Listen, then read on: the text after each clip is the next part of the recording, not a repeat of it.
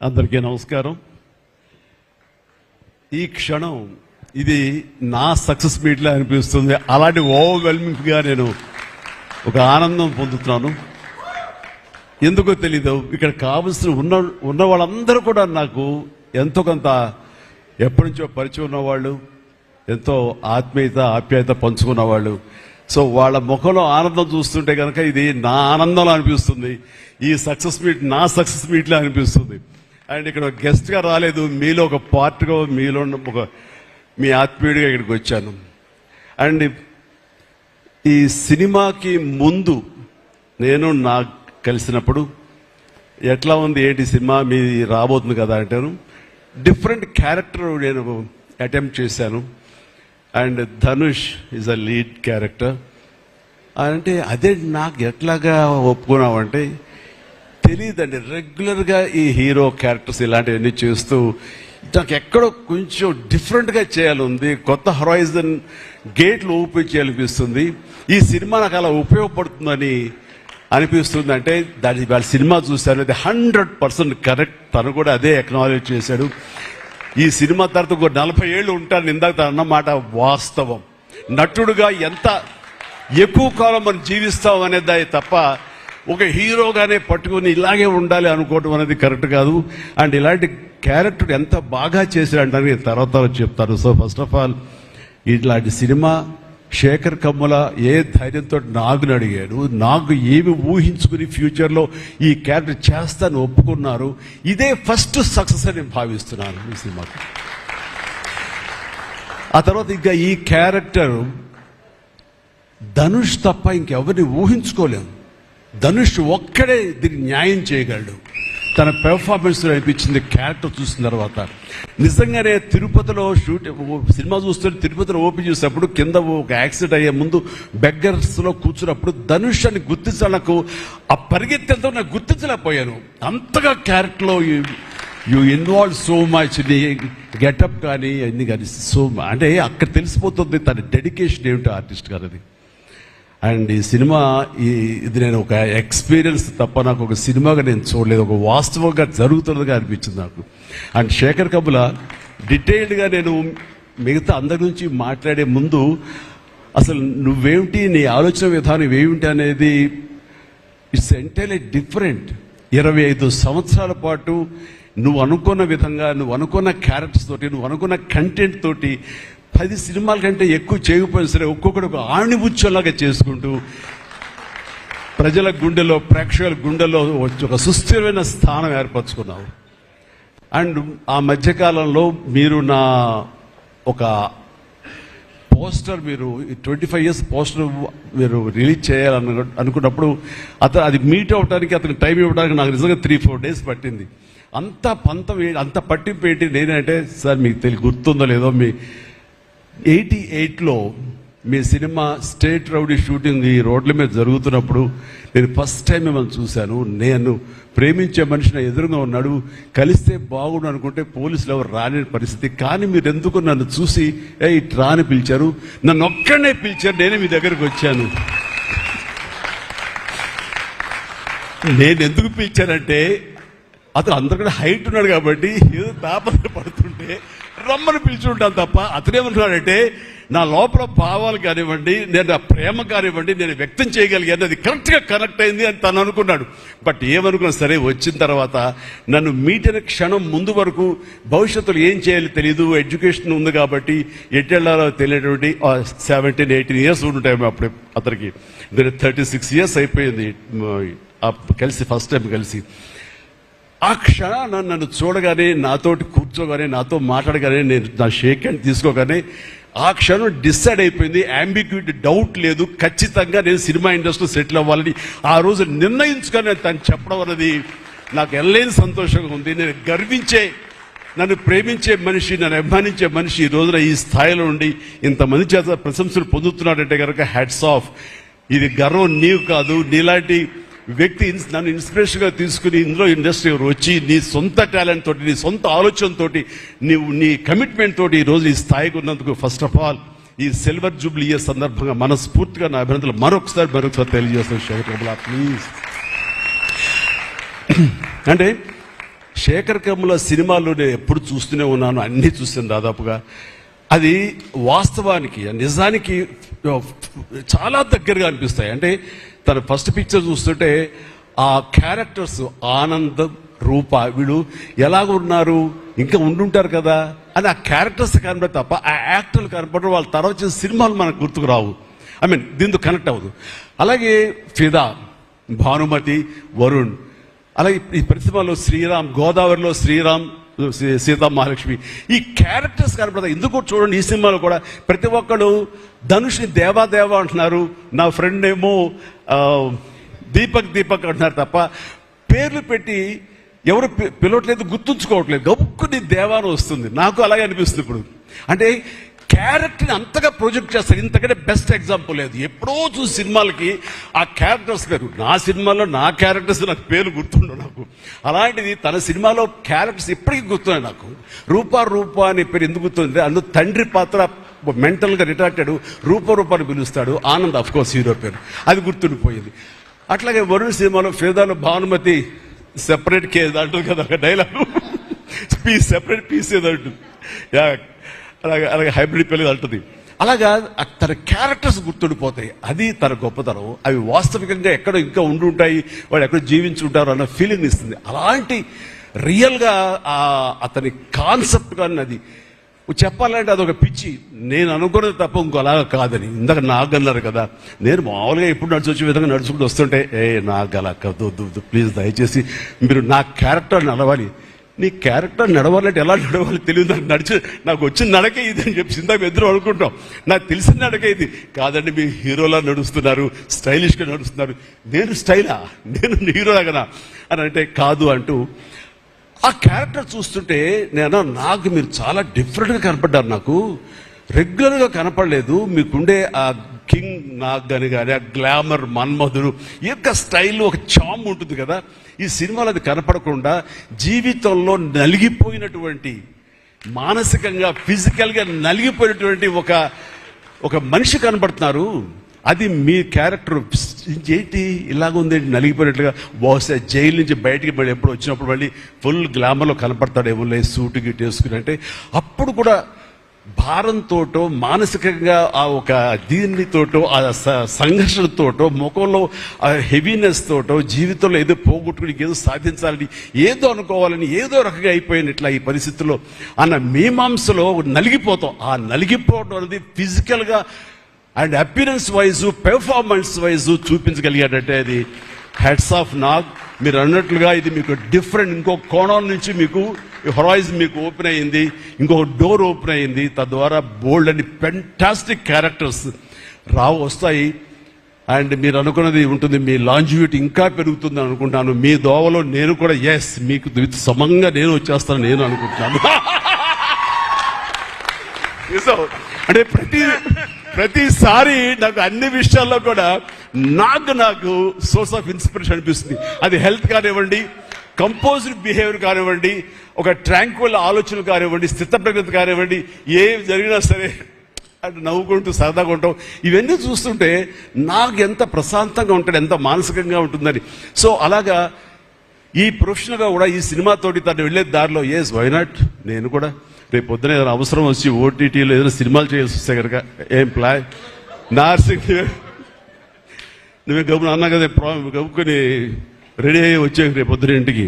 So ఓటీటీలో ఏదో సినిమాలు చేయాల్సి వచ్చినా సరే, వెబ్ ఫిల్మ్ చేయాల్సి వచ్చినా సరే, దానికి కూడా మన సమాయత్తం అవ్వాలి. దానికి నాకు ఈ రోజున నాకు తీసుకున్న నిర్ణయం నాకు కూడా ఒక ఇన్స్పిరేషన్ అనిపిస్తుంది. Sir well done. ఈ సినిమా ప్రతి ఒక్కరికి న్యాయం జరిగింది ఈ సినిమాలో. అండ్ నా డైలాగ్ నువ్వు అనిస్తావు నాకు ఇందాక నేషనల్ క్రష్, నా క్రష్ కూడా అందుకని నేను ఆ మాట అనను కానీ అనుకుంటాను అంతే, పైకి మాత్రం నేను అనను. సరే అమ్మా, ఫెంటాస్టిక్ అమ్మా నువ్వు. అండ్ ఇప్పుడుగా తన ఫస్ట్ సినిమా హీరోయిన్గా వచ్చినప్పుడు ఆ సినిమాకి ఇలాగే నేను గెస్ట్గా వచ్చాను. ఆ రోజు నుంచి తన్ని అబ్జర్వ్ చేస్తుంటే నటనా పరంగా కానివ్వండి, తన ఇమేజ్ పరంగా కానివ్వండి, day by day film after film ఎక్కడికో వెళ్ళిపోయింది. ఇది నేషనల్ క్రష్ కాదు, ఇంటర్నేషనల్ క్రష్ అయిపోయింది అమ్మాయి.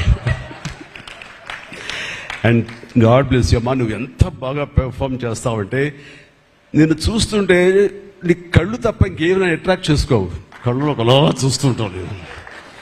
అండ్ ఆ కళ్ళతో ఏం పలికిస్తుంది ఎక్స్ప్రెషన్ అంటే ఇంకా అంత ఇంత కాదు. అండ్ ఈ సినిమాలో ఎంత నిడివి ఉంది, ఎంత లెంగ్త్ ఉంది క్యారెక్టర్ అనే దానికంటే ఎంత ఇంటెన్సిటీ ఉంది అంటే అందులో మాత్రం చూపించగలిగింది ప్రతిదీ. ముఖ్యంగా బిడ్డను హోల్డ్ చేసినప్పుడు ఆవిడ ఒక కన్న తల్లిలాగా, ఒక అమాయకంగా ఒక ప్రియుణ్ణి మోసపోయినప్పుడు వాడి వల్ల ఎక్కెక్కేసినప్పుడు నాకు చూడాలి అందులో సౌందర్య వచ్చేసి అప్పారావు వస్తాడు ఇంకా అటు కోసం వెయిట్ చేస్తానంటే పిచ్చమోహం అన్నట్టు ఫీలింగ్ వచ్చింది. అంత అమాయకురాలాగా ఉంది. అది మళ్ళీ ఇందులో కనిపించింది, నాకు ఆ సౌందర్యం కనిపించింది ఆ క్యారెక్టర్ చేయటంలో. You done fantastic job. ఆ తర్వాత సీరియస్నెస్గా పెంచుకుంటూ, ఆ తర్వాత దేవాకి సపోర్ట్గా ఉంటూ అండ్ దేవాన్ని ఓన్ చేసుకునే విధంలో మాత్రం నీ ట్రాన్స్ఫర్మేషన్ కానీ నీ characterisation well design and well performed. Fantastic అమ్మా, ఫెంటాస్టిక్. అండ్ ఇంకా మిగతా క్యారెక్టర్స్ అందరూ అన్ని రకాలుగా అన్ని బాగా చేసినా సరే నిజంగా చెప్తాను, హృదయానికి హత్తుకుపోయిన క్యారెక్టర్ ధనుష్. అంటే ఈ క్యారెక్టర్కి ధనుష్ తప్ప ఇంకెవరు లేరని, ఇంకెవరు చెయ్యలేరు. ష్యూర్ ఇంకొక హీరో లేడు. అంత పెర్ఫార్మ్ ఇచ్చి హీరో ఇమేజ్ ఉండి, స్టార్ ఇమేజ్ ఉండి, అన్ని రకాల కాంబినేషన్లో ఉండి చేసే మనిషి అంటే the one and only star in India is Dhanush. ధనుష్ని మైండ్లో పెట్టుకుని ఈ క్యారెక్టర్ డిజైన్ చేసావా శేఖర్? లేదు, నీ క్యారెక్టర్కి అతను అనుకోకుండా సరిపోయాడా అని అంటే నాకు లేదు. నువ్వు ధనుష్ని దృష్టిలో పెట్టుకుని క్యారెక్టర్ డిజైన్ చేసేవేమో అనుకో అనిపిస్తుంది నాకు. ఎందుకంటే ఈయన సపోజ్ నేను చేయలేని శేఖర్, వెరీ సారీ நான் ரொம்ப பிஸியா இருக்கேன், நான் பண்ண முடியாது అని சொன்னா என்ன பண்ணுவேని? ఎవరున్నారు చేయడానికి? నన్ను అడిగితే నా వల్ల కాదు, నాకు వద్దని బాబు ఈ కష్టాలు ఇవి నాకు ఇట్లా ఎవరు లేరు. అంత న్యాచురల్గా ఆ క్యారెక్టర్లో ఇమిడిపోయి ఆ క్యారెక్టర్ని అంత బాగా చూపించడం అన్నది ధనుష్ తప్ప ఇంకెవరు లేరు. ధనుష్ నీకు బెస్ట్ యాక్టర్ అని చాలా మామూలు అయిపోయింది. మాకు ఎప్పుడైనా వస్తే వావ్ నాకు వచ్చిందో నేషనల్ బెస్ట్ యాక్టర్ అనుకోవాలి తప్ప నేను. బట్ నీకు ఇది మామూలు అయిపోయింది. మళ్ళీ ముందస్తుగా నీకు అడ్వాన్స్గా చెప్పేస్తున్నాను, నీకు కంగ్రాట్స్. నీకు బెస్ట్ యాక్టర్ అనేది ఖచ్చితంగా రావాలి. లేకపోతే నీకు నేషనల్ అవార్డ్స్ అనేదానికి మళ్ళీ అర్థం లేదు. బట్ అది నీకు ఇది మామూలే, కానీ నీకు ఈ సినిమాకి వస్తే కనుక ఇందులో ప్రతి ఒక్కరికి ఇది గర్వకారణం. అది definite you will win. Fantastic. ఇక ప్రొడ్యూసర్స్గా మన సునీల్ ఉన్నాడు. సునీల్ భారత్ వీళ్ళిద్దరికంటే కూడా వాళ్ళ నాన్నగారు నాకు అత్యంతమైనటువంటి గౌరవనీయులు. అంత పెద్ద మనిషి ఆయన, అంత నిక్కార్సైన మనిషి. ఈ సినిమా బిజినెస్లో అంత ఆనెస్ట్తో ఉండే మనుషులు ఎవ్వరు లేరు. నాకు తెలిసి నాగార్జున ఎవరి కాళ్ళకి దండం పెట్టడు, ఒక్క మీ నాన్నగారికి తప్ప. ఆయన నాకు అంతే ఇష్టం, నేను ఆయనకి అలాగే ప్రణామం చేస్తాను. అంతటి ఇది ఆయనకు పుట్టిన బిడ్డలుగా ఆయన గౌరవాన్ని కాపాడుతూ ఆయన లెగసీని కంటిన్యూ చేస్తూ మీరిద్దరు ముందుకు వెళ్ళటం, మీరే కాకుండా థర్డ్ జనరేషన్ జాన్వి కూడా అదే దాంట్లో వెళ్ళటం అనేది జరుగుతుంది. మొన్న ఒక మాట అన్నావు, చెప్పచ్చు కదా? చెప్పనా? ఓకే సార్, మళ్ళీ మాకు సినిమా చేయాలి సార్. మీరు వద్దులేవా, మీరు అది రకరకాలు చేసుకుంటున్నారు కదా మళ్ళీ ఎందుకు అని. సార్ మా నాన్నగారు మీ సినిమాలో డిస్ట్రిబ్యూట్ చేసి మేము బాగా డబ్బులు గడించాం సార్ అప్పుడు నైజాంలో. మీరు అప్పుడు నైజాంలో మీ సినిమాలు అంటే నైజాం కింగ్ అనుకునేవాళ్ళం మేము.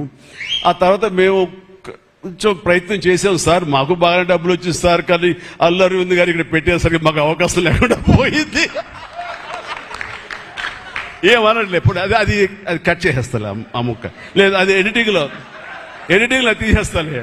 అంటే సికింద్రాబాద్లో గీతార్స్ పెట్టారు కదా, అందుకే మీకు సినిమాలు రాకుండా పోయి సరే పక్కన పెట్టేద్దాం. ఆ తర్వాత మీ థర్డ్ జనరేషన్ జాహ్నవి సినిమా తీసి ప్రొడ్యూసర్గా అమ్మాయి రావాలనుకుంటుంది అనుకున్నప్పుడు I wish all the best for her. ఎప్పుడు కలుస్తానన్నాను. అదేదో మీరు ఇస్తే మీతోటి అమ్మాయి అడిగిన 3 generations మా ఫ్యామిలీ తోటి మంచి సంబంధం ఉన్నట్లు అవుతుంది అన్నారు. పాప మీ నాన్న అడిగారు, ఇంటికి వచ్చి చెప్పారు లేదు నాకు తెలియదు, బట్ వీఆర్ డూయింగ్.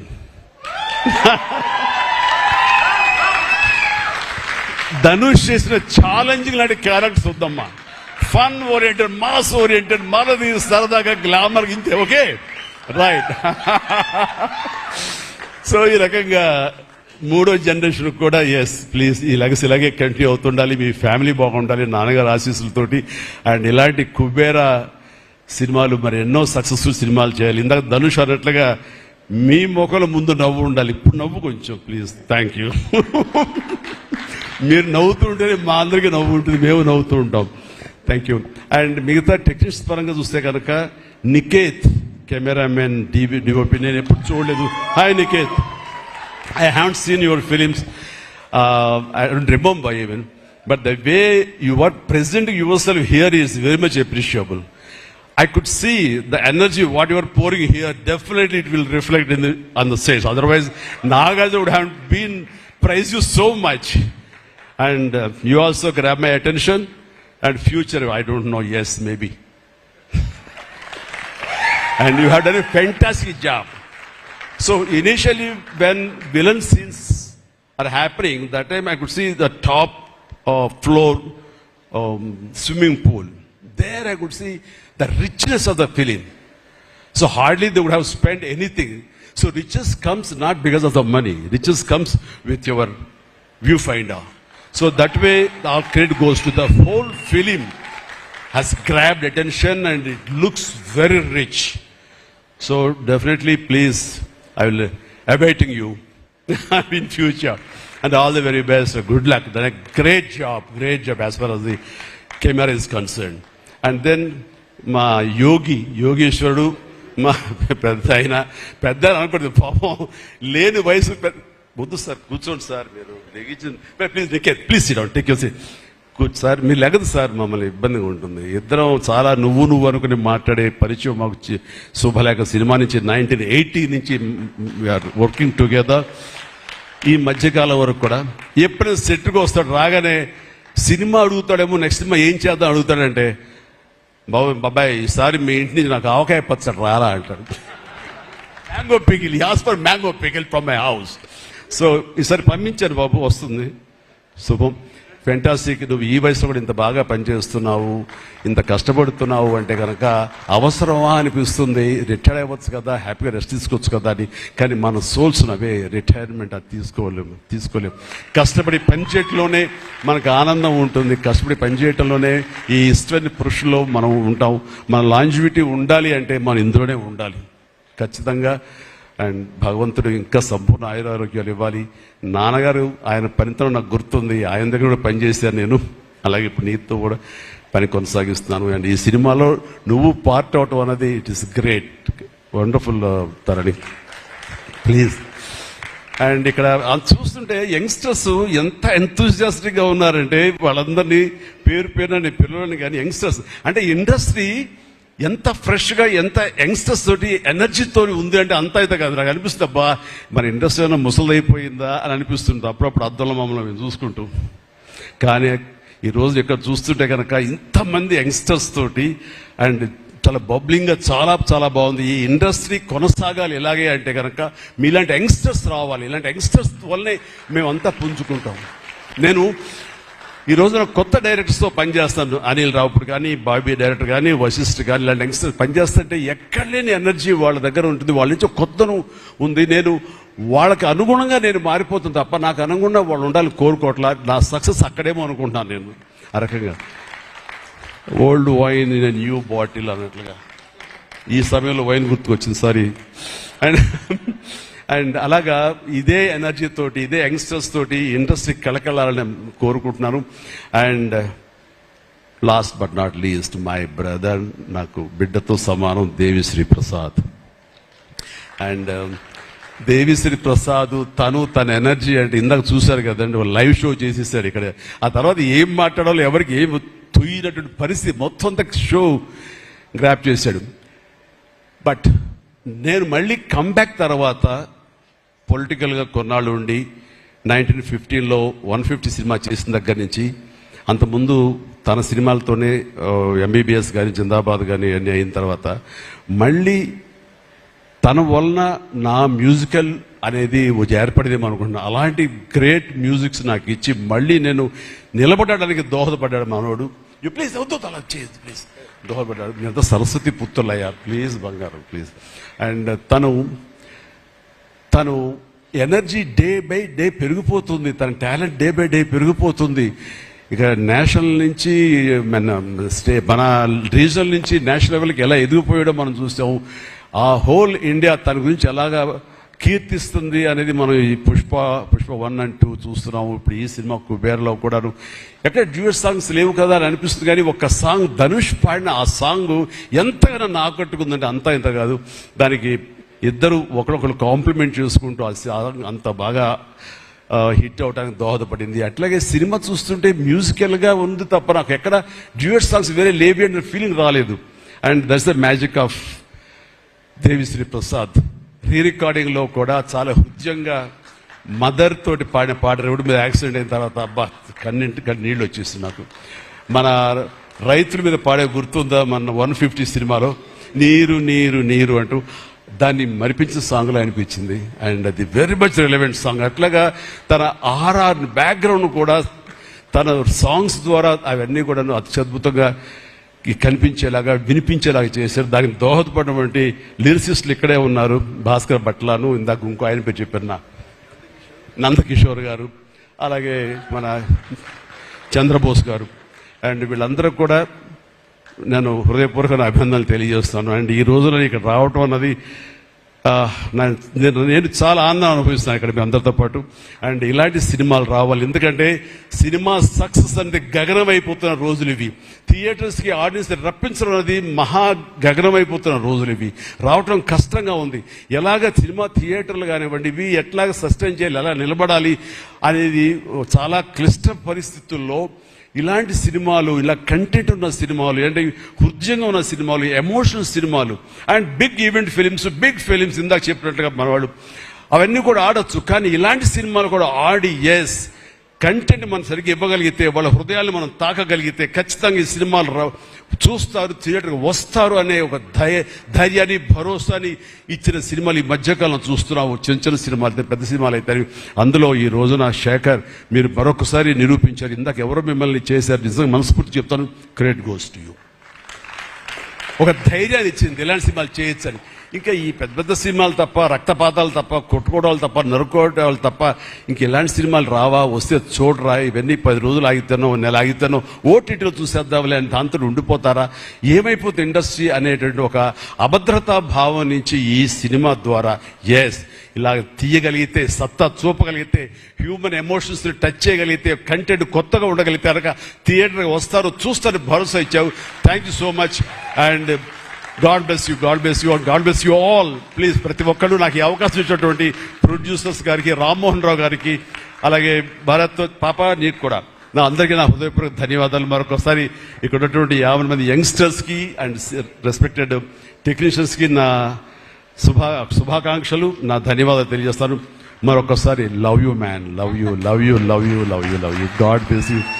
అండ్ ఇప్పుడు మీ దారిలో నేను నడుస్తాను. Follow the leader. Thank you, Shyamala. You done a good job. God bless. God bless. Thank you, sir. Thank you so much. We all love you. Kubera ki ippadi varaku vachina appreciation okay.